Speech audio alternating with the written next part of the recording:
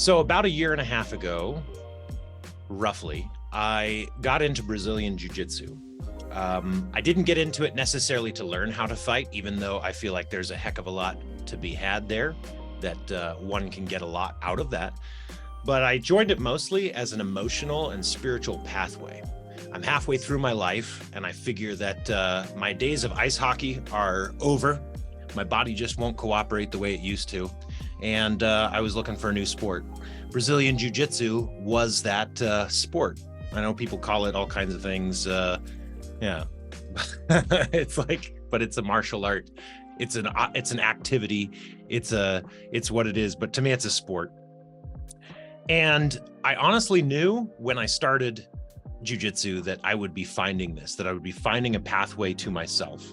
But honestly, even though I knew that that was coming, I still had zero idea of what was in store for me, what I was heading towards. I would have to say that the big turning point when I went from practicing jiu-jitsu to believing in it and loving it was after I met Robert Owens.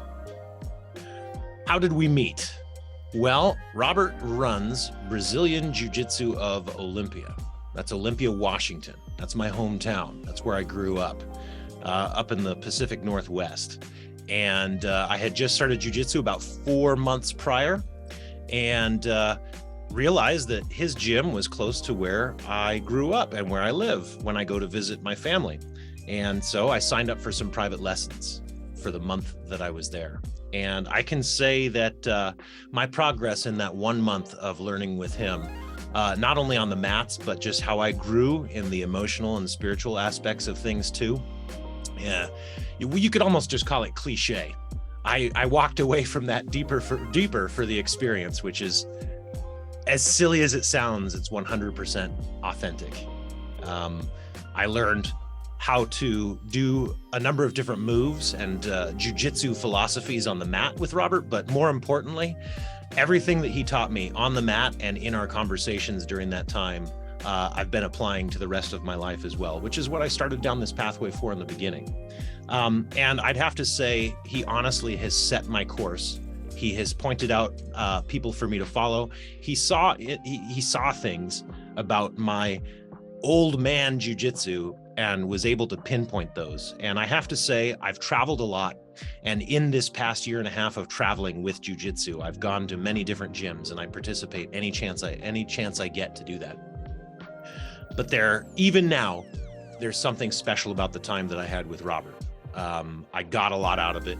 And this is an interview that kind of documents that time. After we took those private lessons, we got to sit down and talk for a bit. Here's what I appreciate about Robert, and I hope you get to see this in the interview as well, is that he's irreverent, he's rebellious, and he's tuned in. He seems to just be able to put his finger on many different points, and he's very open-hearted and open-minded, and he values what he calls the growth mindset. I call it self-mastery.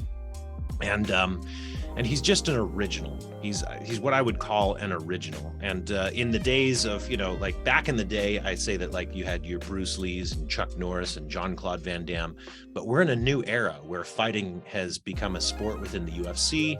And it feels very much like we're in this era where 20, 30, 40 years from now, we're going to be talking about the fighters that are currently fighting in the UFC with their own legendary status, because they're all developing their own style. I bring this up mostly because I feel like Robert Owens has kind of a style of his own that I think, at least in my own personal story and what he started at Brazilian Jiu-Jitsu of Olympia, I think that he's going to go down in his own type of history because of his personality, because of his philosophy. And I will just check the interview out.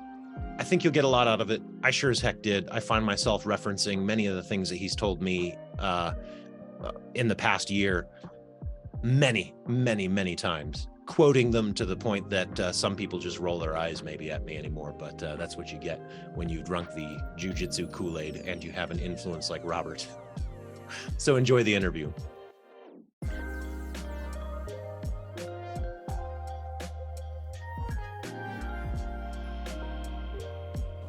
So, I mean, there's so much of what I can say that's just absolute sacrilege in the jiu-jitsu world. The Were it not, well, I'll start this off. Were it not for Royce Gracie and the whole UFC thing, we would not be sitting here right now. So there has to be an incredible homage paid to him. And by virtue of that, the Gracie family. The history that is commonly given, and I'll just speak in vague terms for right now, is not necessarily always seen as the most accurate. You know, I think people will talk about like, oh yeah, it was the art taught to the samurai, hand to hand. But, you know, just like in our modern day thing, just because you were trained in a combative martial art hand to hand, you were not like a super black belt at that. You're probably a good blue belt, you know, because you had to train horsemanship, you had to train all sorts of other things. And then after martial arts fell out of favor as Japan came into the West and realized that, oh, a lot of their traditions, they gave that up. And some of that was then redistilled into judo. And Kodokan was like the big school, but there were other schools in there and some that practiced more newaza, the ground stuff.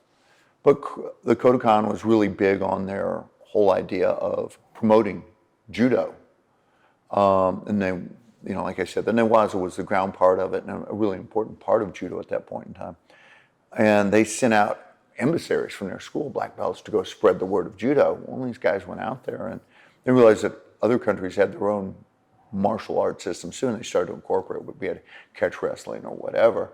And then those were brought in to fully flesh it out. And you start getting people like Maeda, who is the one who's credited with going to Brazil and teaching the Gracie family. And then it became adapted then. And there were all sorts of stories of the other practitioners in Brazil teaching other members, you know, who were the ones who adopted it, who were the ones who grew it. I would say inside the family itself, initially it was Holes Gracie, who was, by most people's count, the most talented, and he, you know, really worked on wrestling as well as jiu-jitsu. And there's, of course, you know, the living legend Hickson, first person I ever got to grapple and from the jiu-jitsu world. And so, you know, the standard Gracie family under Helio is largely credited with that. And then when Helio was no longer able to, he lost to one of his students and, who had broken away, and so who picked up the family mantle was Carlson Sr. Carlson had a little bit different mindset about it, a little bit more, instead of the survival mindset, it was like more of an aggressive one. He recruited actively from the favelas, you know, just strong guys, good guys, and had, at that point in time, the toughest team in the world. But, you know, there were other families there, or there were other schools that were broken out. You know, there was Aliança and all, just different schools in Brazil. But at that point in time, and we're talking all the way up until 20, 30 years ago, the Carlson Gracie team was by almost everyone recognized as the strongest team. And then as teams do, you know, they fall apart. And then you're kind of like, oh, wow, well, you know, who's going to pick up the mantle now? Who's going to be the strong team? And it fell to Gracie Barra, which is still in the Gracie lineage right there. And what they did, they looked at it as like, are this just going to be the hard, tough, like Carlson, or are we going to try and make it more universal? And so then Gracie Barra, also by virtue of the IBJJF, the international, they indirectly formed that. I mean, there's a connection in there. And they were the ones who kind of made jiu-jitsu structured. Like prior to Gracie Barra, prior to the IBJJF and Gracie Barra coming in, like if you went to Pan Am's or Worlds, like they'd say, okay, yeah, you're going to go in at 3 p.m. You might not go until 3 a.m. I mean, so structure was not always the best thing. And different families, different schools excelled at different things. And the Gracie Barra family has done a lot to popularize jiu-jitsu. Some people would say it's watered it down, you know, and made it more like, okay, yeah, everybody can do it. It's not, and I think in some ways it's really good. You know, it's gotten it out to everybody. But in other ways, I like the hard edge of jiu-jitsu. I like that really being challenged. And I'm a thick-headed idiot, so I need that, somebody to beat me in the head with a 2x4. So I enjoyed the old Carlson mentality of you went in and you had to prove it every day on the mat. Whereas now I think people can go in and it's like they don't have to. It's not always about getting your arms ripped off or defending yourself. Yeah, you actually say that a couple times, and I picked that up, and it's one of the things I really appreciated about how you teach it and how you talk about it to your team here is, the street versus sport, which is kind of actually one of my questions for you, because it's one thing to go to competition and win based on points, but it just doesn't, it's great, but how does that compare to, the street version of why this thing was invented and how it plays in, and kind of what's your perspective on those two? Yeah, for me, this whole path began a long time ago. I wanted the most effective martial art I could find, and I've been down as many rabbit holes as anybody can imagine in martial arts. The eccentric, the ninjutsus, the conventional, the karates, and the problem with, I think, most of them, while there's obviously something to be gained, they weren't taking into account what happens in a real fight, what really goes on. And so as a result, that it became stylized. Well, this would happen. We're going to do this. And people became kind of impressed with their own, their own creation, which was really just in their own head. And you get some weird shit out there as a result. Whereas the thing that I liked about Brazilian Jiu-Jitsu was it took 85% of a fight, the clinch and then the going to the ground, and said, we can test this in a real manner. We can go as hard as we want, and what works is going to work, and what doesn't work is not going to work. And I thought that was good. Now, that doesn't take into account the other 15, the striking aspect and the closing the distance. And so, in this gym, that's the reason why the walls go up 6 feet, because we work on takedowns, we work on the live portion. Right now, we're in a section of street jiu-jitsu. People come in their street clothes, and we work on somebody's coming at you in an aggressive manner, which is different than MMA. In MMA, you'll have the guys like calculating, all that. In a street fight, it's one guy coming at you to blast you, catch you off guard, and rarely are two guys going to sit and square each other up. That's not really a street fight. And so we talk about that in the context, and we then go through when we practice it as real as we can, putting on gloves and somebody just coming at you, and you have to resolve this in a real way. And I think that it does a couple things. I think everybody who comes through the door, somewhere on their checklist of why they're here, is they want to be able to defend themselves or their family. They want to feel, they're afraid. They want to protect themselves. And they don't know what's out there, and they don't know what they're capable of. And it's not some bullshit bravado like, well, if I went into rage mode, I'd hate to see what. And it's just garbage. You go into rage mode and you're dead after 30 seconds. So to really, I guess, first of all, just to walk in the door takes guts, because you don't know, it's the jiu-jitsu gym, has all the aura and the thing like, a bunch of just knuckle draggers in there are going to beat the hell out of you. So it takes guts to walk in. And it takes guts to come to class. And it takes guts to spar. All these things take, facing your fears at different level. And I love that about the art. And I love that about, I really want to encourage that. And then, the higher level you take that. And going to tournament, I think going to a tournament in the sport aspect is good in that, because it takes that adrenaline factor, and you're going against an unfamiliar opponent who's going at you really hard. So that takes it up another level. So everybody should compete at least once in their life.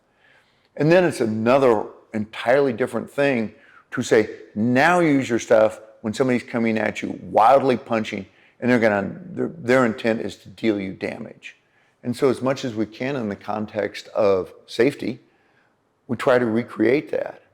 And it's been funny because, we started this a week ago, this particular curricular block. We do this several times a year. And, you tell people all right, it's street jiu-jitsu time. There'll be 30 guys in class.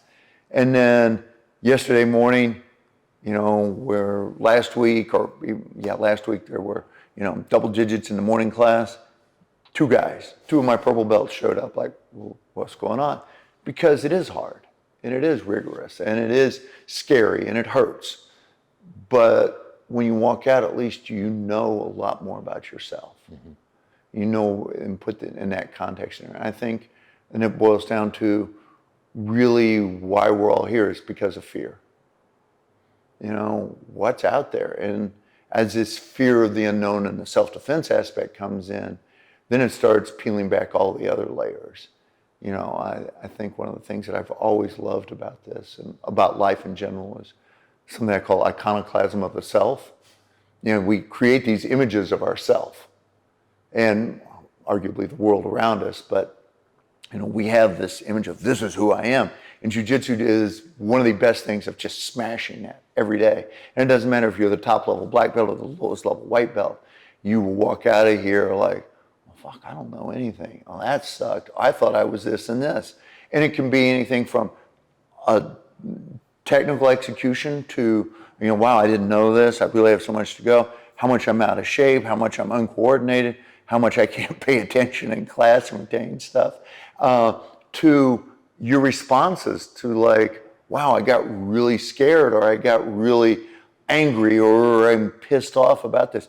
It reveals all these things about you that if you're open to the lessons, it's one of the greatest cultivators of yourself. It just rips the shit out of you day in and day out.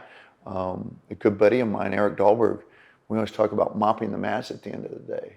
And he says, no, that's not necessarily a white belt thing to do. And we do it collectively as a gym today. You know, but like in the mornings, I'll come in and mop. And I just use that as a time for reflection, like he talked about, just all the things we did wrong. And every day I walk out of here like, man, I don't know shit about this. And I like that. One of the things I've noticed too, though, is that everybody I meet doing jiu-jitsu, and everybody in this club, for example, they kind of talk about very similar they espouse similar philosophies that they have found during this work. And what you talk about too sounds like you have to come with a certain intention when you come here, right? And this is just kind of a quick throwaway question for you, I guess, but like how many folks would you say come and don't ultimately get that? Because it seems like everybody who comes here may not be searching for one thing or another, but with time, it seems like they all find this intentionality of finding the self, and your brown belts speak like, you know, the purple belts, and the further you go down it, you know, and maybe somebody comes in here without that intention of finding themselves, but yeah, if you stay around, you have to do it. There's just no way that you can get to it. And, you know, I've always liked you know, we talked about Jay Palacios and some of these people in there. And I would say 99.9% of all black belts, you know, are really good men. They're just good human beings because they've just had the shit kicked out of them. You know, obviously life has its own things it does to us, but jiu-jitsu just goes back and compounds that 1,000,000 times. And it makes them humble, it makes them real. But not everybody's willing to go down that path for that long. So, you know, the classic pyramid of like down here, you know, the white belt who walks in, you know, the attrition gets in. I would say most people leave before they get their purple belt. Mm-hmm. And I think that's due to a lot of things. I think it's mindset. I think it's difficulty. I think by the time you've become blue belt, you've seen a lot of technique. And so there's no more, like there's not this barrage of new tricks to fire your little dopamine receptors in there. And the novelty of it wears off. And, you know, we're very much, especially in this society, we're drawn to commodity. Ooh, here's a cool new thing. I can buy this, I can have this. Whatever we want, we can have. And we're incredibly spoiled in that. And we have no process. We don't become process oriented. And there's no growth mindset anymore. It's just moving on to the next shiny thing. We're the most miserable people on the planet because of it. Because you and I talked about this. We could look and like, wow, I want the big house on the hill. And so all we do, we focus on getting the big house on the hill. And by the time we get the big house on the hill, it's not going to be what we imagined. And we've lost all the intervening time in there. And so we're miserable. You know, we've lost life. We have something that didn't meet our expectations instead of being absolutely mindful in there. And that's the thing that, going back to these, you know, people who come in here with the idea of self-cultivation, that may be in there, may not, but by the time you put a purple on in here, you drank the Kool-Aid. You're like, I'm invested in this, and I'm willing to take the licks because this is going to make me a better person. Yeah. There are a few black belts who I've known to slip through the cracks, not here, but not in this gym, but out there in the world, and you're like, oh my God, that guy slipped through. And they missed the point, and their instructor missed the point. And, we all make mistakes as like people who hand out black belts. You're like, okay, you want to give it to the best person, but I've seen even world-class guys who I really respect, regret handing out a black belt to somebody. And that's a shame, but it's that whole process, I think it becomes a lot after a while. And people like, once the thrill of all the cool new techniques or the adrenaline thing wears off, and they have not adopted a growth mindset, that love of process, they leave. So simply put then, if somebody's a white belt or thinking about jiu-jitsu or anything like that, what would be the thing to consider and the attitude to come in with? Kind of like, I tried to embody it in our logo, that you'll never get there. You'll never get to the point like, I've arrived and I'm a badass or anything like that. And you have to really wed yourself to that. Because if you're looking for a specific goal, it's the house on the hill. And so to not look towards anything other than that next smallest step, like, all right, I'm going to tie my belt the right way. Mm-hmm. I'm going to bring my shit to class. I'm going to get here and I'm going to really work on every detail of shrimping. How's the correct way? Where's my elbow? I'm not going to, what's the smallest thing you can do? And that's that aspect of mindfulness, and that's that part of process that I think is what really is everything in life. Excellent. So we're quickly delving into the kind of the specific areas of the question, but before we go there, I think we have to hear a little bit about your origin story, kind of where you come from, how you fell into martial arts and then kind of chose jiu-jitsu as your main run, and a little bit of that. 5 minutes. Sure. I grew up, my father was the great Santini, the Robert Duvall air cav commander type, larger than life persona, and always tried to push life. I don't know whether I inherited any of that by virtue of just living around that or biologically, but there was always like not taking whatever was given me as like, oh, this is the way it is. You're always trying to push outside the realm there. Out of that, I'm a Citadel graduate, for whatever that matters. Some people look at that as something. You talk about crucible of character. They try to grind you down, and they grind down a lot of people. I enjoyed my time there. I enjoyed Charleston. Kudos to them. Went to the infantry. I was an infantry officer as part of my obligation to being at the Citadel. And then from there I went into, after my time in the military, I was in Germany. And I was already like on this path of martial arts. Like, I want to find the most effective martial art. Back then, the internet was not a thing, and so there was Kung Fu magazine and Black Belt magazine, and then this praying mantis style beat Taekwondo. Those were the type of articles, and and that's all we had. And we would sit there and go to class, and some kickboxing class was terrible. And then I remember reading this article about this guy, multiple black belts, and kind of like a lot of the original competitors in UFC, who'd gone to this little gym in Torrance, California, and it was where the Gracies were. They had the $10,000 challenge that if you could beat one of us, here's $10,000. And he said they came in there, and within seconds he was tapping, and they kindly, brought him back to his feet and offered him to go again and again until he just had nothing left. I said, that's what I want to learn. And when I got back to the States, I was a school teacher, so I was a middle school teacher for about 20 years. And in that process, we ran down a lot of blind alleys because jiu-jitsu had not really, I mean, it had made some inroads into different parts of the country, but not necessarily into where I was living. So there was a time, unbeknownst to me, I was doing Japanese wristy twisty jiu-jitsu, what people call it. You know, that's all we knew. You know, I didn't know that, the difference between that and Brazilian jiu-jitsu. And here I am in Augusta, Georgia, found this place, and I'm training with the Nation of Islam.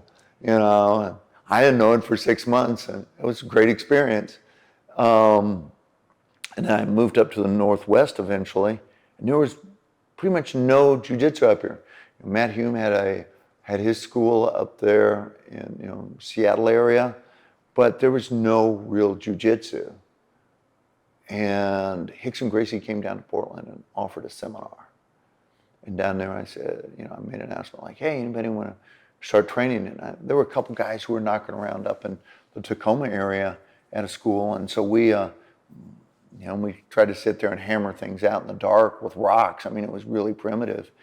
And we realized we couldn't do anything. And there was a purple belt there who tried to guide us. And he's like, man, I don't know what to do. And so he went down to Brazil to the Carlson Gracie School and came back with our instructor. And that was pretty much what I would say. And some people might disagree, but the beginnings of jiu-jitsu in the Northwest. And under Marcelo Alonso, who was a top Carlson Gracie instructor, you can trace a lot of the major schools in the Northwest to him. And Marcelo and I went our separate ways as brown belt. I don't want to get into family drama or anything like that, but I started this and as a rogue 4-stripe brown belt, and the place has grown, and by virtue of the people around me, I've become a better person, and I've really tried to decentralize this. This isn't about me. This is about, we all are on this path together, and got some good men here and get some good women here, and they're good people, and they make us all better. And that's kind of what this whole thing has been about. It's about decentralizing, encouraging the knowledge base, and it becomes much better. And I'm honored and humbled that somebody like a Jay Palacios or a Joe Marchi or a Lindsay Archangel, these are some of the local black belts who come to the gym regularly, during our open mat and train. That to me, I feel honored by that. It's good. I love what they bring to the gym, and I love that they trust themselves and their students to my guys here. Yeah. And it's interesting too. So this is kind of maybe a good segue into some of what I've been learning from you over some of our training. But everybody, like I said before, kind of seems to espouse the same type of wisdom, and it's not necessarily what I've heard from other people. I've heard a lot of techniques and mechanics and physiology of it. But oftentimes when I kind of go into that bridge between what we're doing in life, I get a lot of blank stares, or people who say, yeah, I know, but it's kind of, they don't really, they're like, let's do more of this. And one of the things I've really enjoyed in our training is you're making those bridges. And I was like, oh yes. So I've got quite a few here. Sure. I mean, that's really what it's ultimately what it boils down to. Jiu-jitsu doesn't define me, it refines me. Mm-hmm. You're not going to see a bunch of social media stuff about me with my black belt or anything like that. I could give a rat's ass about that. I want it to make me a better human being. And I feel like I've been given a lot of gifts in life. Personally, just being a white male in America. I mean, I'm living one of the most luxurious lives a human being could live in the history of mankind. And I would be selfish not to try to give whatever I can, even if it's just a space that's open to people, and whatever technical stuff I can give. And what this does then, it allows people to incorporate that in their life. Whether it's, I'm ex-military or a firefighter or a police officer who's coming in here and has been through some traumatic shit, and I get to deal with my PTSD. Jiu-jitsu's been recognized as a great tool for dealing with that. Or whether it just puts things in proper context of, I just had some guy try to choke me for 20 minutes, and now I'm going out there and somebody flips me off in traffic. Well, the two are not even similar. Or my spouse is, getting on my nerves. Well, it's not the same thing. It puts things in context, and it allows me to take a step back and reframe and really work on myself as a human being, just on the day-to-day stuff. How I walk through life, how I deal with other people.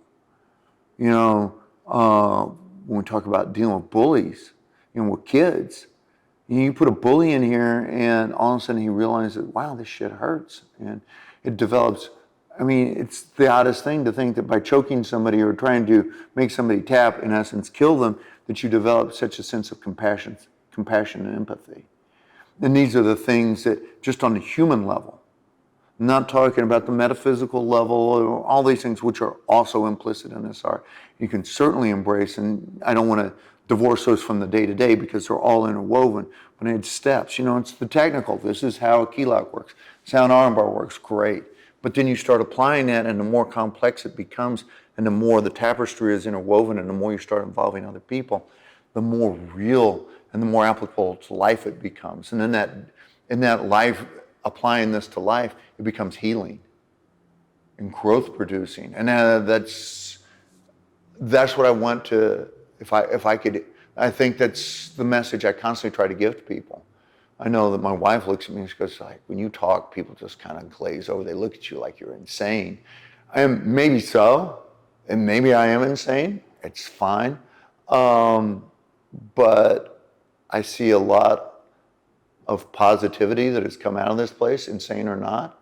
So I'm going to keep on doing it. The gym is not based on a financial model. Like, what's your business model, Robert? Well, if I were to codify it in some sort of humorous way, it's like, I'm going to build a padded room and I'm going to have a bunch of guys, sweaty dudes in bathrobes, try and choke each other. That sounds like a good plan. It's ridiculous. I have no idea about my finances. I trust my wife to take care of that, as long as it keeps the doors open. The gym is based on an ethos. It's about self-cultivation.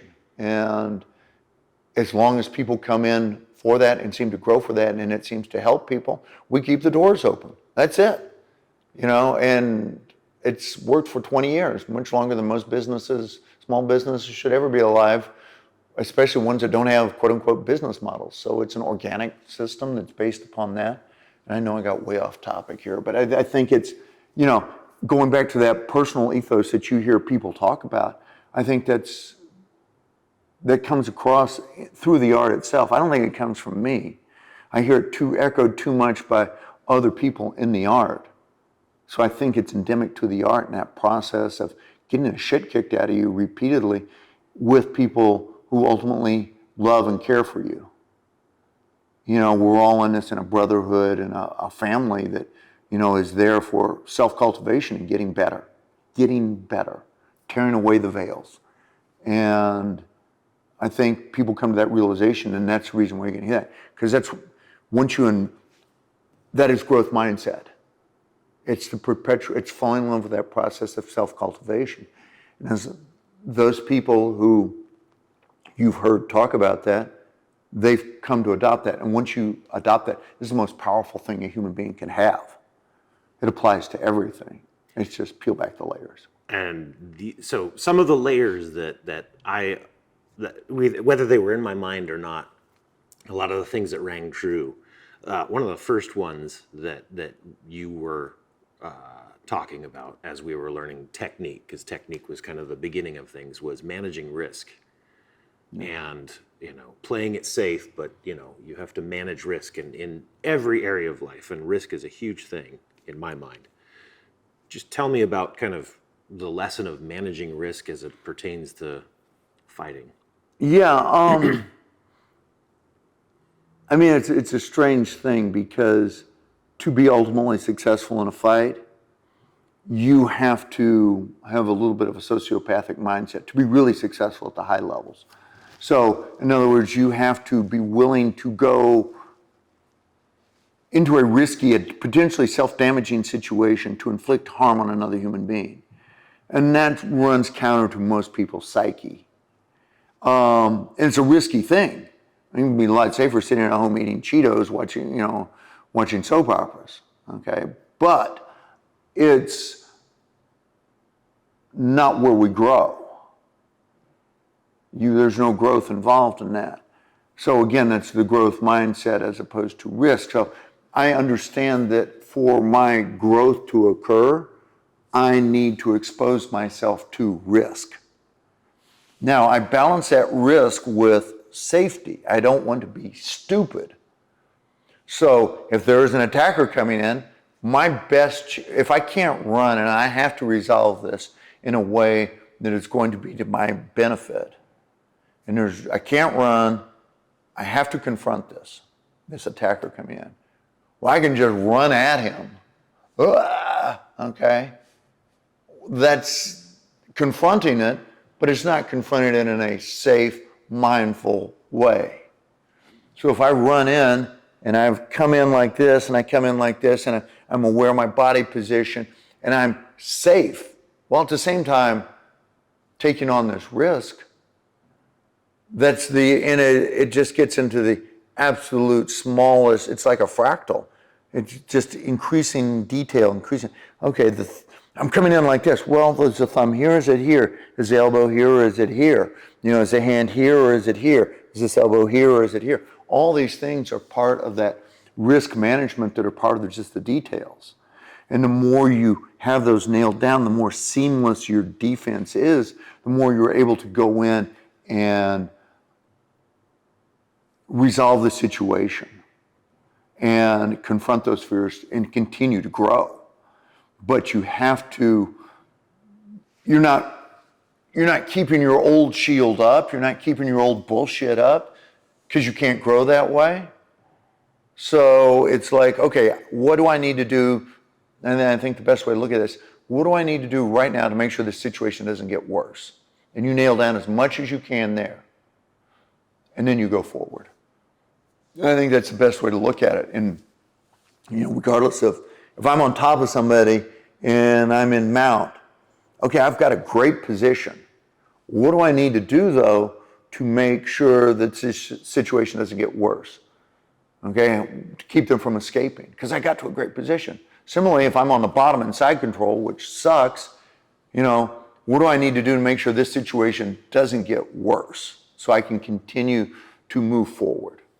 And that's, the more you understand about the art from a technical sense, the more it's like, oh, here, the more little technical details you can incorporate. And that just goes everywhere in life. Yeah.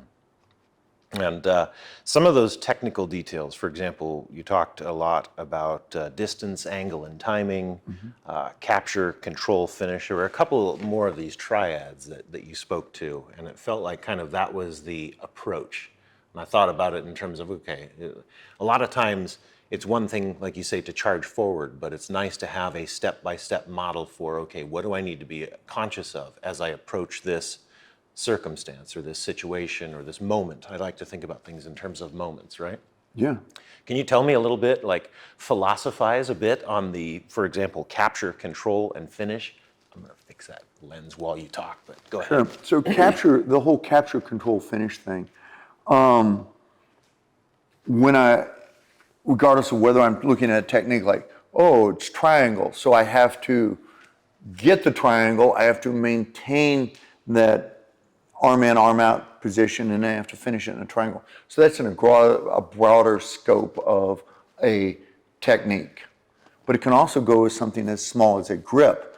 Like I need to grip that guy's sleeve. Okay, how do I get it? How do I capture it? Do I, offer my hand and break it off of that, or do I offer my lapel? Or is it off of him grabbing my pants as he tries to pass? So there's the capture, how do I get it? The specific way I'm using my hand to grab that. How do I control that so that he doesn't pull away and it doesn't damage my fingers, and both in a short term and long time? And then what am I going to do with that? Do I pull here, here? How do I finish that? So it goes from both in a macrocosmic and a microcosmic way, of just how do I move forward? What am I looking for? I need to get there. I need to stabilize it. And then I need to take it to its next level. So that's capture, control, finish. I just use it as kind of like a general mantra in there. And I see other people have similar things in there, but it seems to be a truism. And how does that compare or combine with distance, angle, and timing?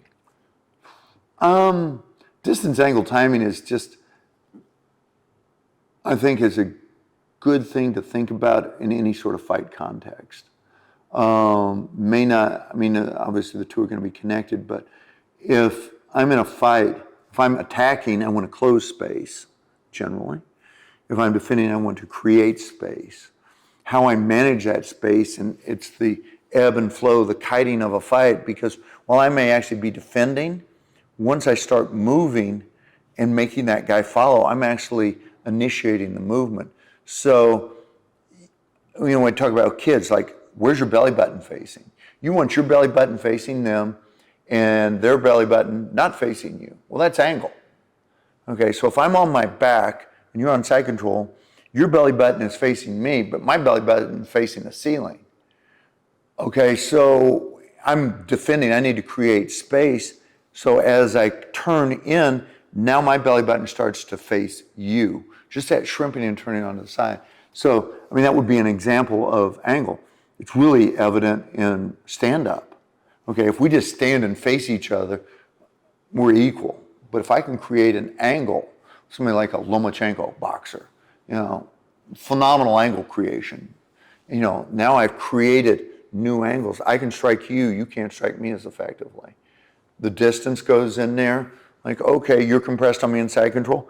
If I can wedge, frame, and shrimp out, and I start creating that, oh, look, there's a spot where I can now move in here. And now I've created angle, I've created distance. And now I can start managing this just as I can when I'm striking. Oh, I come over here. Now I can come in, I can come out, all that. And then timing is just like, when do I execute?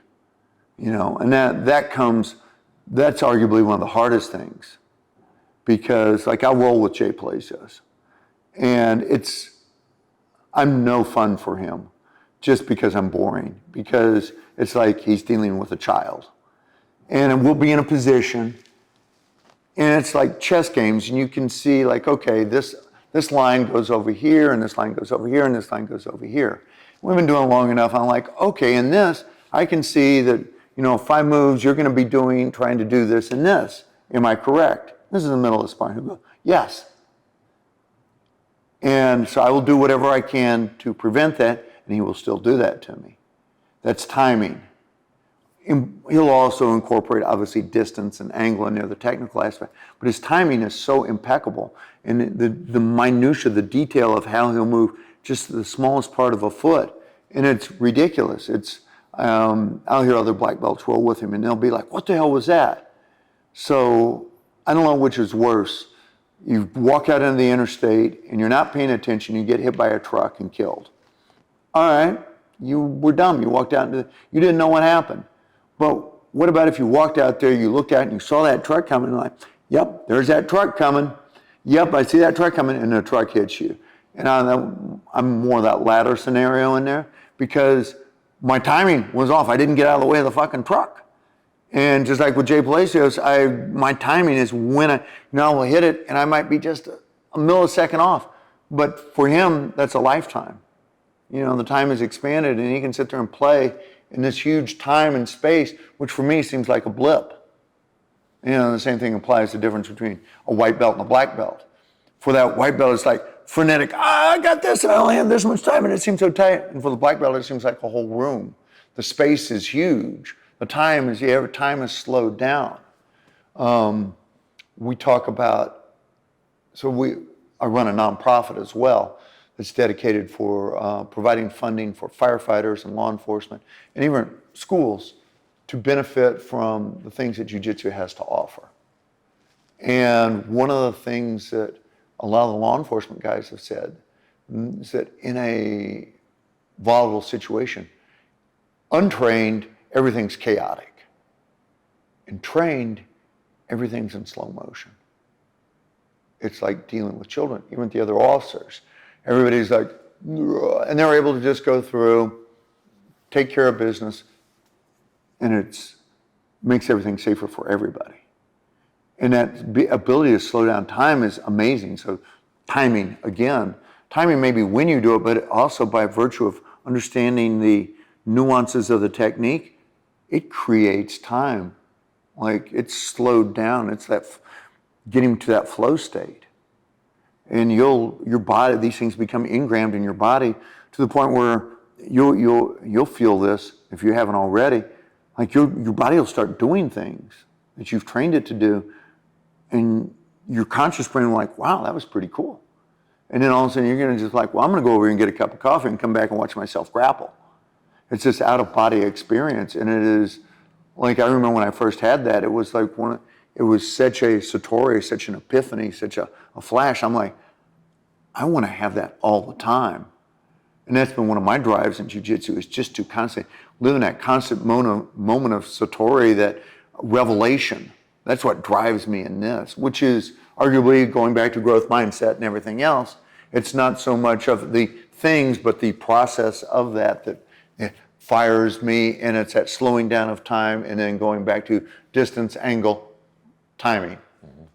I know we came around to a weird. No, this is great, and you don't have to have a through line. I can no, but I natural. don't like just running down to the end of a tree limb and jumping off. I always like to bring it back in to make it, give it some context. To me, I feel like the jumping off is just fine too, because you've pretty much segued right into the biggest area that I just have really enjoyed. And again, a lot of these points intellectually, of course, anybody's just say, yeah, of course you do this, right? Of course that's the truth.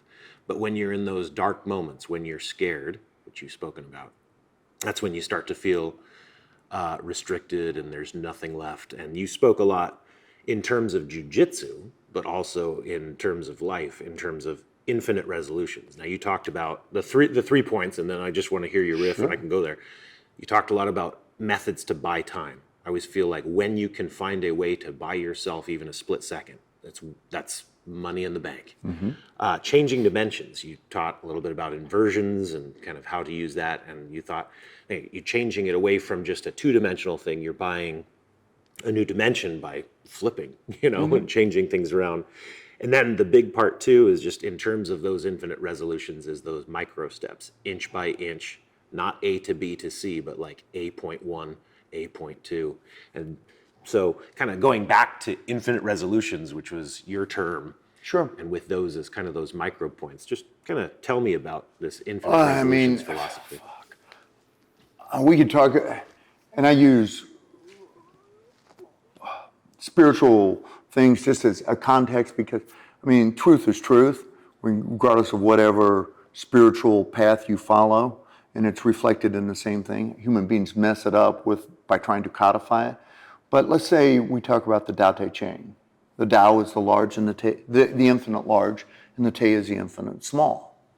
You can see this reflected in current quantum theory, whatever, blah, blah, blah, blah, blah, blah, blah. But there is a validity to it. When you find yourself, because what do we have? We have a limited capacity to perceive. We've got only our senses. Those are flawed at best. And then we've got a limited capacity to process, our brains. And so talk about a kind of a flawed way of perceiving the infinite, the void. We're kind of locked in this kind of small world that we can only perceive things, and we literally recreate it. And because we're all kind of similar biological organisms, we kind of all create the same fantasy. And I know this sounds really obtuse and kind of weird, but I've always kind of felt this way, and I've seen some, like there was a great podcast with Daniel Hoffman and Alex Friedman on this about, the nature of reality and how what we perceive is actually impossible. It's not what is. No way, shape, or form. We create it. And so as we move through this constructed reality together, we're obviously going to run into things that aren't fitting our context, and we're going to run into things that feel like they're very much a dead end. And we're going to feel like we have no options, that we're stuck. And in reality, the possibilities for resolution there are infinite. Whether they're infinitely small, like you talked about, the tiny breaking it down into the minuscule, the te, which goes on forever, which is in jiu-jitsu the technique of just taking one technique and understanding as many of the nuances as you can, like Roger Gracie with the mounted cross-collar choke. Okay, he understands that better than anybody. He understands it so well nobody can stop it. To some sort of grand flow in there. If you want to take that from a jiu-jitsu analogy, again, you have a Jeff Glover who just, you throw anything at him and he'll just like flow totally through. And there are different ways of what are the ways out of that black box. That's from a jiu-jitsu perspective. And then physically, you've heard that when we talked about this, take a step back. Well, just taking a step back changes the perspective, which changes, our brain of how we are perceiving it. And then, well, what happens if you lower yourself? Well, in jiu-jitsu, you're on the ground all the time. So now all of a sudden that perspective changes. You've got up and down, side to side, and you've got those perspectives. But now you turn it upside down, and wow, it completely changes again. And then you've got that while moving with another human being. And so the possibilities and the mental plasticity that I think that encourages is huge.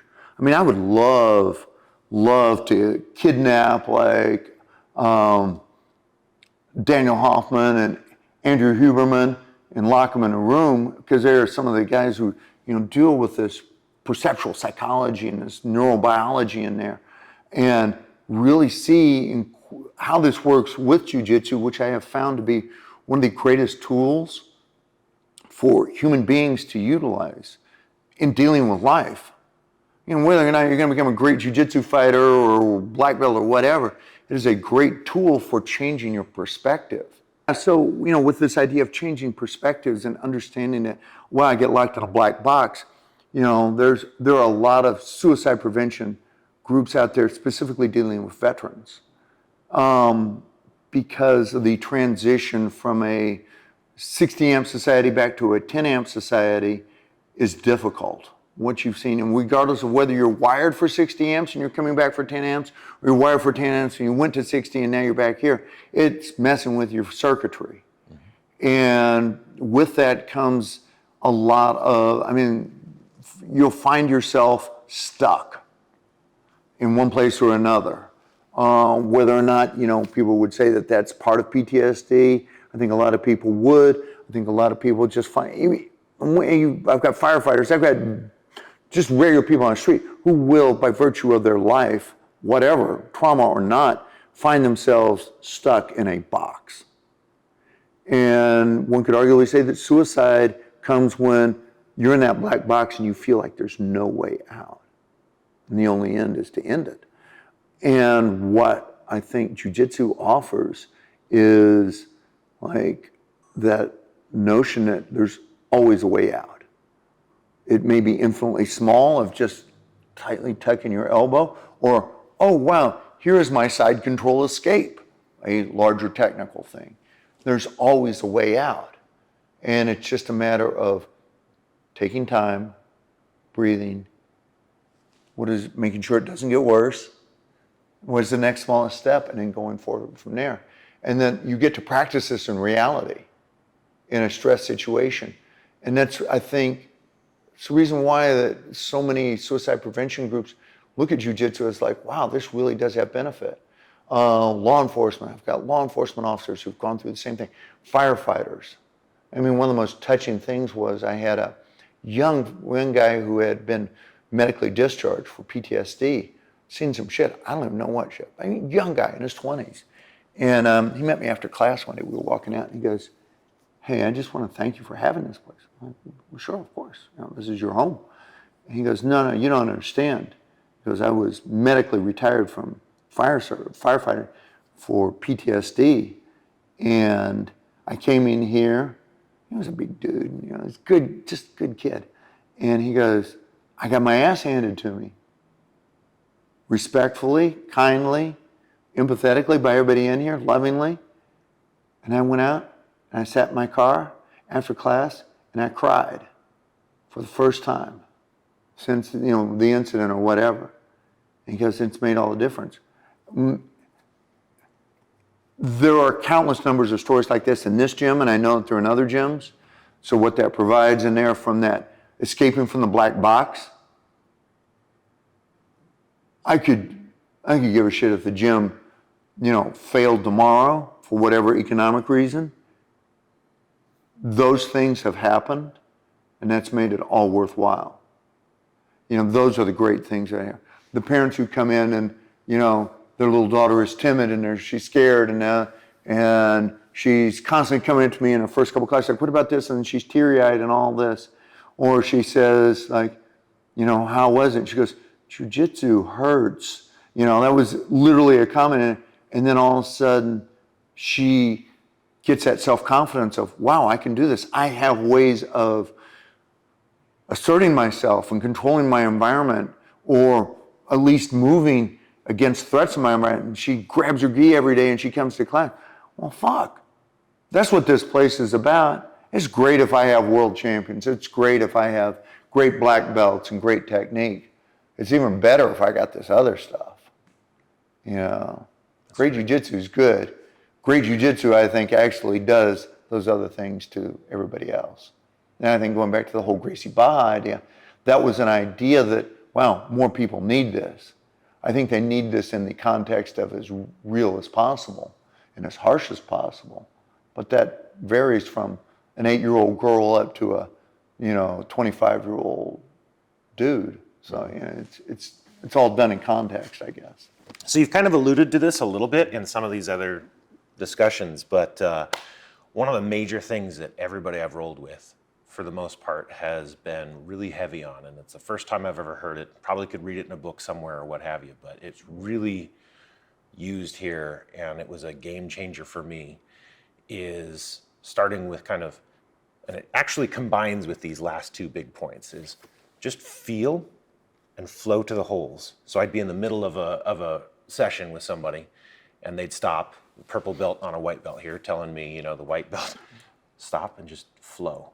Feel where the holes are and go there, which again, intellectually makes tons of sense.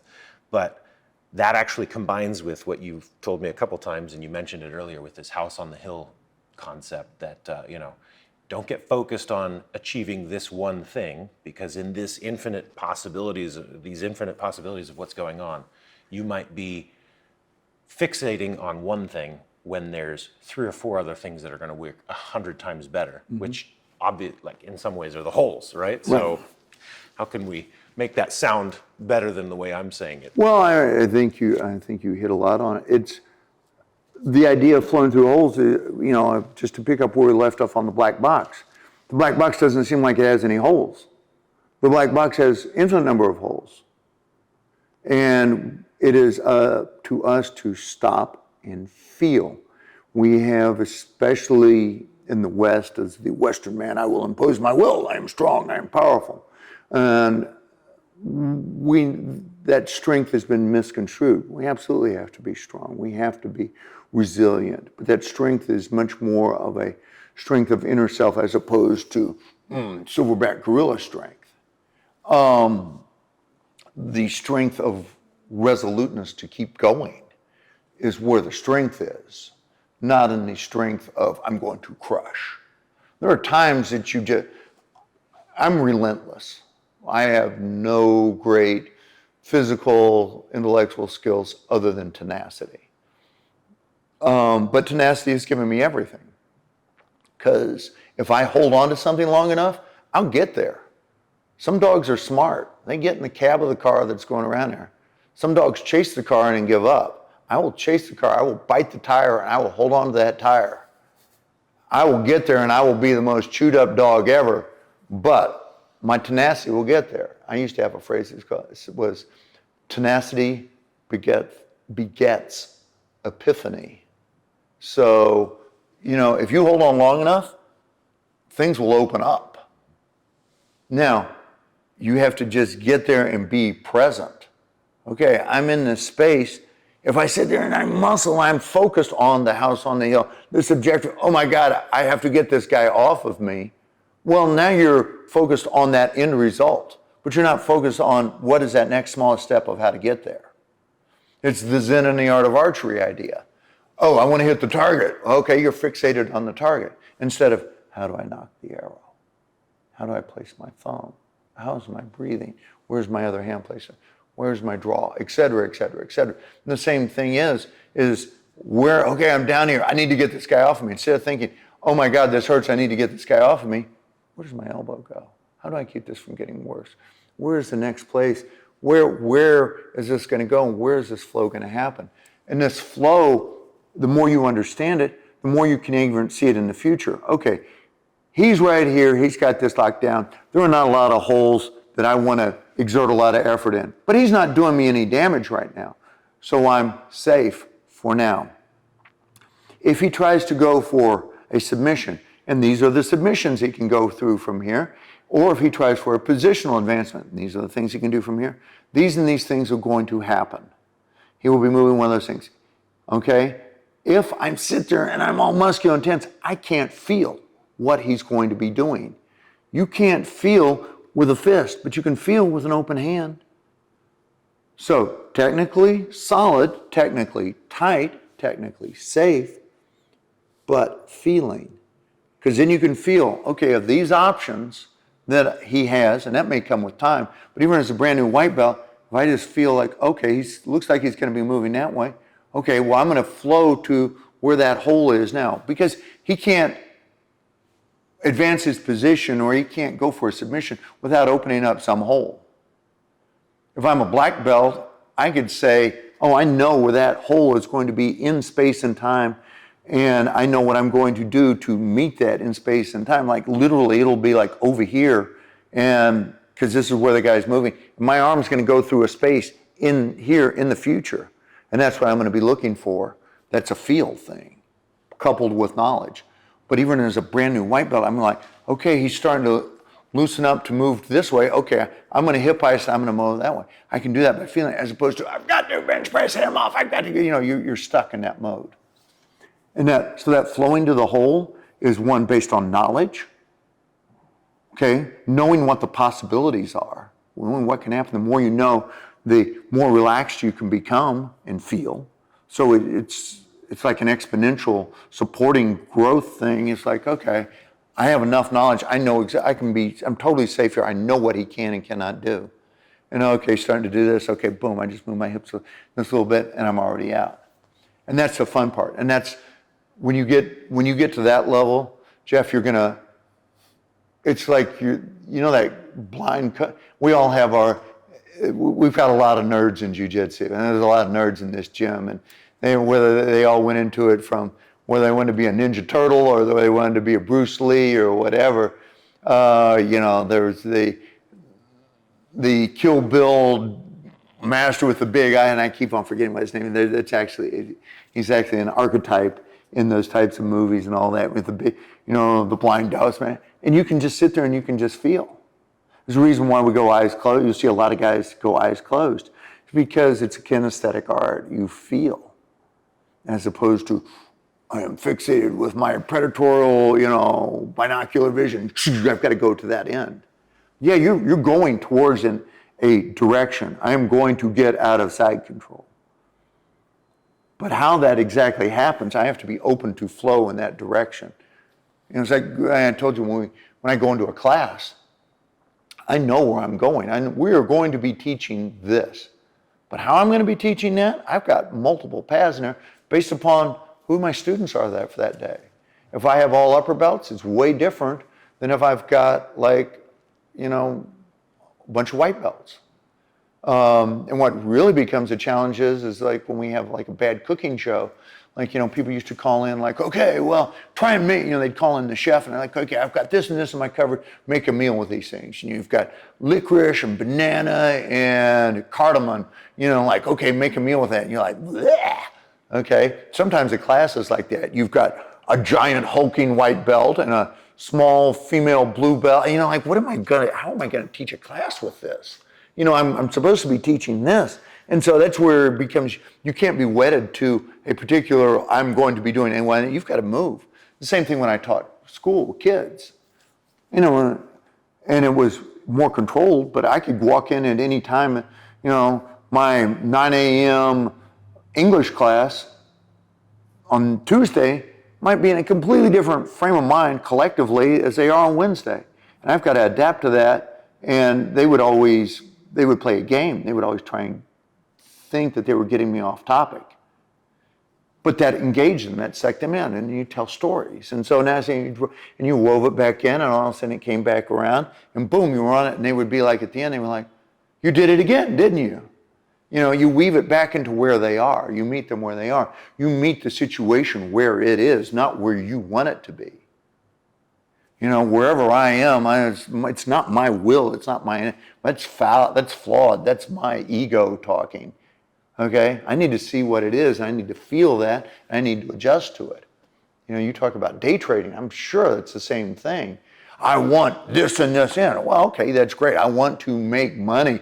Good, that's the goal. I want to do these and these things. But if I force that thing, no, maybe over here, maybe over here. I need a piece over here, this at this time. Distance, timing, angle, you know, and leveraging. It's all I could see it be. I don't know shit about day trading, but I know that these principles start applying to every single thing out there. You know, it's the way of the Tao if you wanted to. And I'm not a Taoist by any stretch, but I think that some of these truths are echoed in there, just as they are in Christianity or Islam, whatever. And this is so funny because this is kind of our last section, kind of, I call it my spooky section, because this is really where it's all about to me. Okay. I got into jiu-jitsu as a spiritual path. I'm planning on trying to break my ego away. I already meditate, I already journal, I already write, I do these types of explorations. I'll be trying ayahuasca because I've been told that's a good way to back away from the situation and find something new about yourself, and then go back through those types of journaling. But you just mentioned ego, and I almost feel as though, I mean, ego is kind of this good and a bad thing, but you also mentioned earlier fear, right? Mm-hmm. And maybe that's a good place to start. When you come in to do jiu-jitsu, when one walks into this gym, you mentioned fear, but kind of starting with the idea of, like, what would you say that this dark side, people come here to kill their demons or what have you? The dark side of them coming in to kill their Just demons. the dark side of a person, of a human. Oh fuck, it is. What is BJ? What is like jujitsu the antidote for within a person or within society? You know what I'm saying? Like well, what is it? Heal inside of society, or when you come in to do jiu-jitsu, and when you start to go down this pathway, what is it like? What is that? Those negative qualities, those negative aspects of oneself that jiu-jitsu will expose and resolve? I mean, you've already mentioned it. It's ego. It's our concept of self. We create this structure of ourselves, which we believe to be inviolable, and that right there is the greatest limiting thing. You can't learn, you can't grow if you build a shell around you. You know, people are like barnacles. They put this hard little shell around them that's like edgy, and then they all cluster together on a rock, and they somehow existence. Okay, it's fucking terrible. Okay, and they're in the ocean, which is the most magnificent thing out there. Fucking break off barnacle rock, break out of your shell, and fucking surf. You know, there's an adage which you can't stop the ocean, but you can learn how to surf. You know, our will, I'm going to go off and I'm going to impose it for da-da-da-da-da. Well, fuck, you can't do that. It's your ego. That's yourself. That's one of the first things I said, that iconoclasm of the self. Mm-hmm. You break yourself over and over. Whatever you think you know about yourself is bullshit. Trust me. Where does that intertwine with fear and uncertainty? Oh, well, because why do we create that? Because we are afraid. We are looking into the void. We need to create some sort of context for ourselves. And to be challenged on that concept of who you are is to challenge your concept of reality, which is the most terrifying thing. It is to untether you from barnacle rock. It is the most terrifying thing for any human being. To say that what you see and what you believe about yourself and the whole world around you is wrong. Don't tell me I'm fucking wrong. You know, it's the worst thing you can tell a human being. And it's the greatest truth. It's the beginning of the path of growth. We understand we're all on it together. When you understand that, and you're in a room full of people that all understand that they're full of shit, then the growth, then it helps. Yeah. It's not just one person telling you, like, you're full of shit. No, the person who's telling you you're full of shit is also full of shit. But once you understand that, and then the fear can then go. You can actually, well, okay, I don't need to hold on to this. I don't need to latch onto this, which is fear. It's a child in the dark. You know, you can let go of that. There is no dark. There are no monsters in the closet. You can hold them in your hand if you wanted to. There probably are monsters in the closet, but you can't hold them in your hand. Yeah. It's all content. But that's what the fear is. Ultimately, I think that's the greatest fear, that we are not what we think we are, and what we see is not what we think. Because that's the greatest fallacy and the greatest truth at the same time. The greatest truth is that we are living in an infinite, but we have no idea how to even begin to perceive the infinite. Whether you're talking about that as a God or as a quantum level, we do not have that. So we construct stuff ourselves, a frame of reference, and everything around us. And like I said before, because we are biologically similar, these constructs are similar, and we have a vocabulary and we have a context in which we operate in, but it's not real, it's not true. And when that's challenged, it is so fear-producing. People will kill you for it. That's what religion wars are about. You're challenging my construct of the truth? I will kill you. Oh, what the fuck? Really? You know, I don't remember you or anybody else, you know, getting a monopoly on truth here. None of you have it. None of us have it. No, I don't have it. I'm just as fallible and as ignorant as the next person. But, you know, that's spooky, and, you know, that's about as spooky. So, and you hear people talk about this, so I'm going to allude to this one Daniel Hoffman thing. When you talk about, once you understand that what you see is not real, how do you function on a day-to-day basis? You know, what is the reason? What's the purpose for life at that point in time if you're just living a fucking lie? And for me, and you want fucking esoteric, here's fucking esoteric. Your reason for existence, Jeff Rude, is because angels can't taste chocolate mousse. You're like, what the fuck does that mean, Robert? Okay, if I have infinite knowledge, there is no fear. I don't know fear.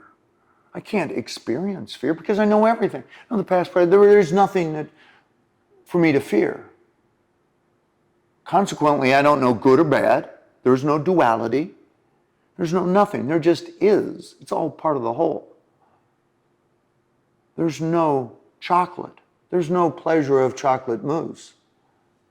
That doesn't exist. It just is. So angels hate you because you can enjoy chocolate mousse and they can't. Your fallibility in and of itself is a gift because it allows you to feel and create things which are, at one point in time, the smallest, most ridiculous things ever. You're the smallest possible thing. There are infinite variations of this conversation going on right now, present, past, and future. Every permutation in there, okay? So this one that we're in right now is so infinitely small, it's ridiculous. And at the same time, it's the most important. Because if I pull that one out, infinity ceases to exist. You can't have infinity minus the smallest part. So you're most simultaneously important and ridiculous. All these dualities, predestination and free will, they're the same thing. You'll come to realize this. It's the same. Whether you move to here, that place was already in existence So it's predestined, but you chose to move there. It's the same fucking thing, okay? There is, these dualities that we create are ridiculous. Going back to what I was saying here of infinitely small. So your whole purpose in existence in this process is simply to manifest. You're no different, you are the infinite, you are the divine, incarnate in Jeff Root, right now in this form. So above that door, I don't know whether I'm going to put it, there's two phrases in the saying. We're creating a rash guard, right, on one of the many rash guards, but in Sanskrit, it's going to say, enjoy the fucking ride, okay? And I mean, there's a lot of little funny jokes in that, Sanskrit being the language of the Vedas and the Upanishads, and, it is the sacred language, the, an Ur language, if you want, and, it's a spiritual language. And here I am, saying, enjoy the fucking ride, But there is an old Hindu saying that says, God resides in the dung in the courtyard. And so it is that profane and the divine, because they're not separate. And at the same time, what is your purpose?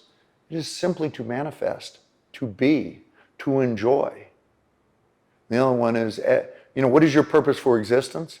At each moment, celebrate the infinite or the divine in everything. That's it. You have a choice. You may not have a choice of what you're doing or what you're going to manifest. You may be no more than a semi-conscious entity in a celluloid film reel. It would be like the characters in Pulp Fiction thinking that they had, I'm self-actualized, but we can take a look at it and say, yeah, well, this is going to happen. Okay. But the one thing you do have is what you feel about it when you're in the black box or not in the black box. Enjoy the fucking ride. Enjoy the chance that you can taste chocolate mousse. You're just an infinite little incarnation. It's necessary because without you experiencing fear and joy and happiness and sadness, those things would never be created. Those things are created by your finiteness, your fear, your limitedness.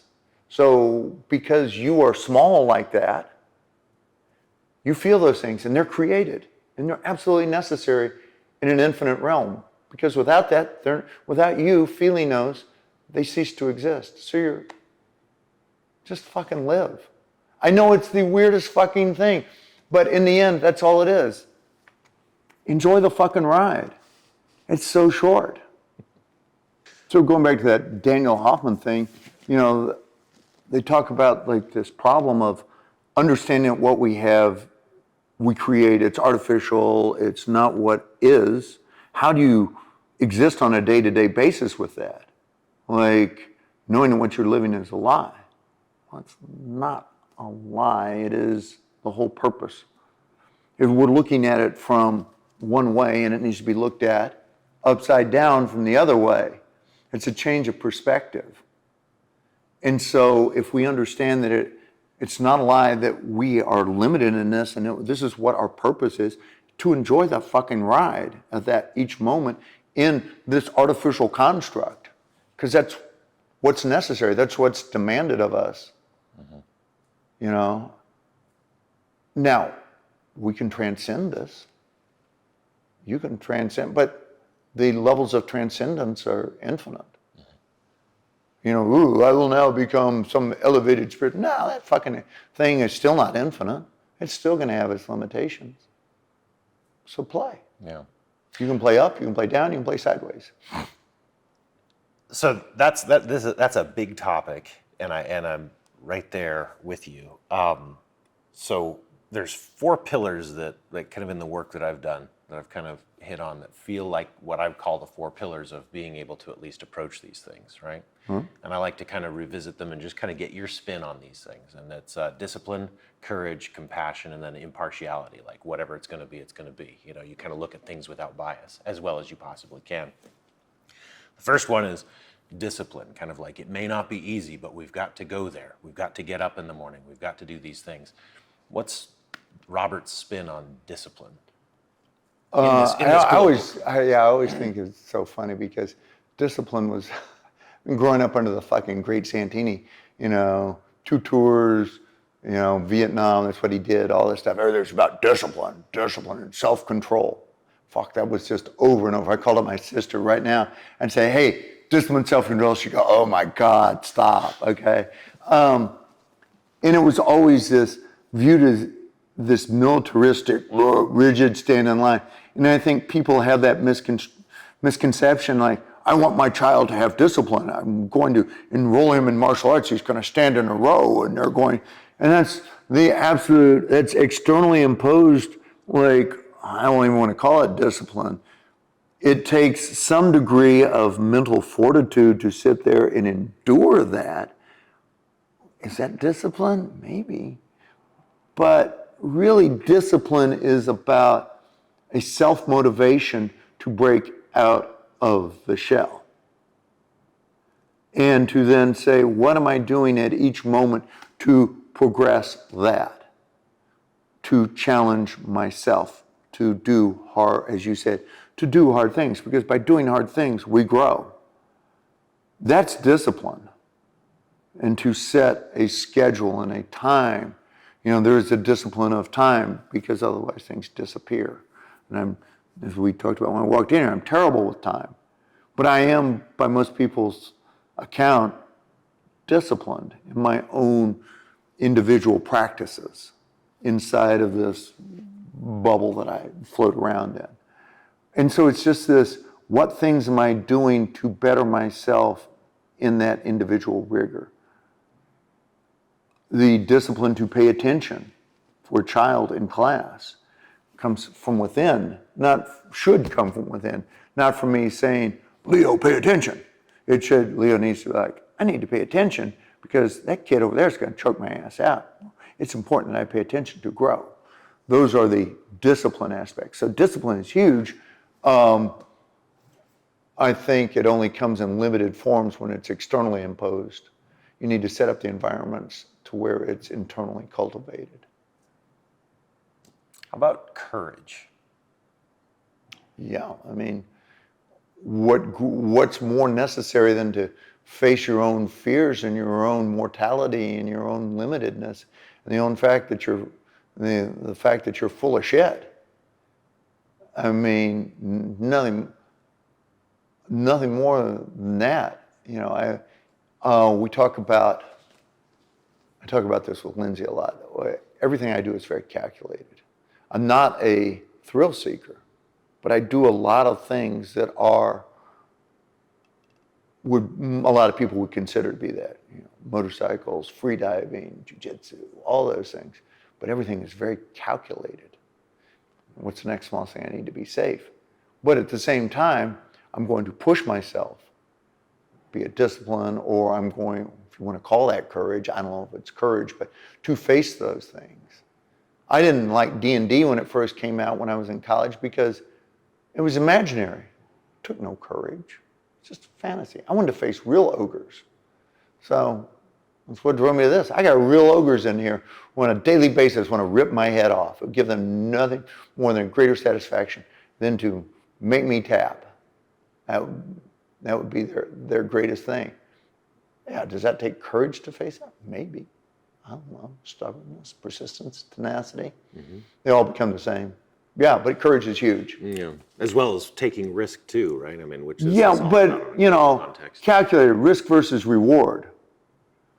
When I go out there on bikes and I'm by myself, or when I have Lindsay on the back, 2 different risk versus reward thing. I have to keep her safe. I have to keep her, within the context of her comfort level.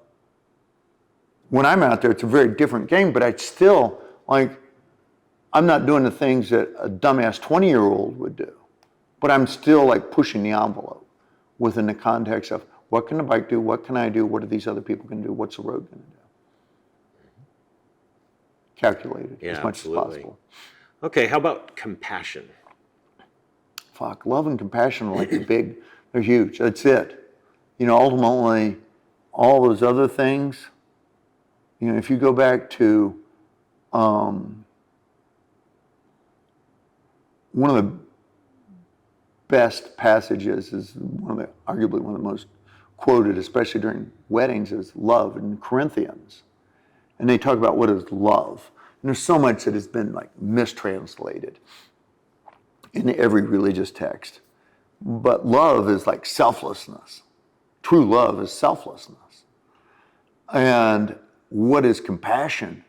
But that ability to empathize, to understand, to feel away from yourself, which is love. Love and compassion to me are the same thing.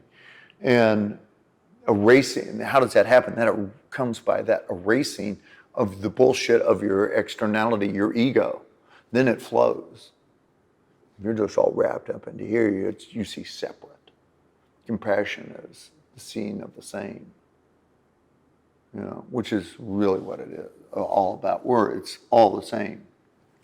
We don't do the PC social justice bullshit in here simply because I see everybody as the same. I don't care if you're black, gay, transgendered, or whatever. Nobody comes in here with a political agenda or sexual agenda or whatever identity agenda. We're just fucking people trying to make through it. Okay? Everybody's invited. Jiu-jitsu don't care. Okay? And as a result, we have one of the most diverse populations in here of any place in Olympia. And I strive not to follow those things. I am the least politically correct, the vulgarest, crudest individual out there. But I love my people here. I honestly do not give a shit what you are. Old, young, whatever. Just be a good person. Strive to be a good person. Good. That's all that matters. And that's what the compassion, that's what comes. How about take that one step further? Because, we've talked about this a bit. And compassion for yourself and self-compassion when you're going through the ropes of jiu-jitsu and going to competition. I mean, it'd be pretty easy to just say, oh, I'm just a big piece of shit and, this and that. But I've heard you say a couple of times, just go easy on yourself. This is how things are going to be. And yeah, I mean, it's that act of self-forgiveness. It's like you were doing the best that you can at the time. That's it. Regardless of what, you can look back in your life and you can kick yourself a million ways. People always look like, oh, why don't I go for it? Well, I'm not ready for competition. Well, you're never going to be ready for competition. You're never going to be perfect. It's never going to be ideal. You can look back at your past and kick yourself a million ways. You can look back at your, old parents who abused you or were not there or whatever. But arguably, they were doing, regardless of whatever they did, they were doing the best they could at the time. And that's what forgiveness is. It's just understanding that in our limited capacity, even if it's psychotic, even if it's bad, damaging, that was the best that they could do at the time. It may have been fucking terrible, but it's the best they could do. And that allows you to forgive and move on. Similar with yourself. Fucking be tenacious, give it the absolute everything you have. That's it. Leave nothing on the mat. Just give it at each moment. Yeah. Celebrate. Go as hard as you can. And then fuck it. You gave everything. exactly. No remorse. What is it doing for me? I don't know what the hell's going on here. So the last one for me, in terms of these pillars, is impartiality, kind of unbiased, attachment to one outcome at a time, kind of seeing things as probability or possibility instead of a one pathway. And I know you've touched on it a bit, but if I could your definition of this kind of impartiality, I wouldn't go with with impartiality so much as I like the term attachment. And I mean, Buddhism, talks to this, but everybody talks, everybody talks about the same way from a spiritual perspective is if you attach yourself to an outcome, to a thing, to a perspective, you've limited growth, you've limited your experience, you've limited your joy. The house on the hill is I'm attached to that idea. I'm attached to this thing. I'm attached to this concept of myself. They're all destructive. Attachment is, in of itself, the destructive thing. Get rid of it. And simply be in that moment. Celebrate each moment. Live each moment like you're dying. I mean, I know it sounds ridiculous. It sounds so, but the simplest things, like in jiu-jitsu, are oftentimes the hardest. But, enjoy the fucking ride. Jiu-jitsu is, for me, has been one of the greatest tools for developing that. And it helps refine me to do that. It hits on all those things, your primal fears, your movements, your mindfulness. It's like you said, it's not some abstract meditation, with the gong and all that. It all sounds nice and peaceful and relaxing, but it's not real. It's not what you're out there really trying to do. Mm-hmm. And that's the point right there. Get out there, experience it. Put yourself in there. Put yourself in the fears. It's funny that you bring up this one thing, and it's kind of as we're coming to a close here, is one of my new mantras, because I've been playing small because I've been afraid most of my life, and it took me a long time, first of all, to recognize that was what was holding me back, was fear, and then recognizing that I was playing small. But one of the things, even just walking in this gym and saying I want to do the private lessons, which weren't cheap, right? No. And they weren't easy because of the kids and this and that, but when you approach something intentionally, rather than aggressively on the moment fight flight, but when you can approach something intentionally, I've only regretted the things that I haven't done, the times that I didn't say the thing that I wanted to say, the time that I didn't say thank you to the guy that, just these little good things that I could have done, and that's kind of where you're going in that, right? Is like, oh, absolutely. Like I'll ask a lot of times, and this was a defining thing that I asked myself, is like, if you were on your deathbed looking back at your life, what would you say you wish you would have done? Now. And you can redo that list at any point in time. You can redo it 5 minutes from now, 5 years from now, whatever. Now go off and do those. Because it doesn't matter how much money you have or whatever job or whatever, model you're following that society gives you for happiness or fulfillment. It's what about if you're on your deathbed right now, what would you say you wish you would have done? Do those things now. That's your path. So whatever that is, that's absolutely what you just said. Yeah, it's a huge question. I ask that to people all the time, that are stuck. I'm not fulfilled. Well, what the fuck do you wish you would have done? Go do that right now. You'll make it work. Hell, in America, you can easily make it work. You can do whatever you want. Especially with I'm now making all these connections. You do this to me, but it's kind of in that capture, control, finish of like, just do something small. It doesn't have to be something huge, but just make that first move, and don't just sit there in stasis. I mean, yeah, it's Kaizen. 5 minutes of doing something that you need to be doing every day, and then it becomes 10. Just move in that direction, the smallest way. It'll be that goal, whatever that direction, will become inevitable, and the process will be so enjoyable. Even down to the moment. This is what I appreciate about jiu-jitsu at this point, is to me, it is an amazing means of facing controlled adversity. And in my mind, it is probably one of the ultimate ways of learning about yourself. I believe there's about 5 pillars, and I'm going to put that into a different episode. But to me, I couldn't have asked for a better guide on my pathway than Robert. I thank him very much. I'm very excited to see him again. I'm actually finally getting this video published because I'm probably going to be seeing him in another couple of weeks. So I'm sorry it took so long, but if you're looking for a way to test your character, to find yourself, to find your own truth within what you feel right now, I couldn't recommend a better activity or sport than jiu-jitsu. And if you are so lucky to be in Olympia or find yourself in that area, please do visit Robert and his club. Not only is he this way, but every member of his gym that I met are the same way. So I really appreciate you, if you've made it this far, your time and your attention. I know that that's very valuable. Thank you for listening. Stay tuned for more.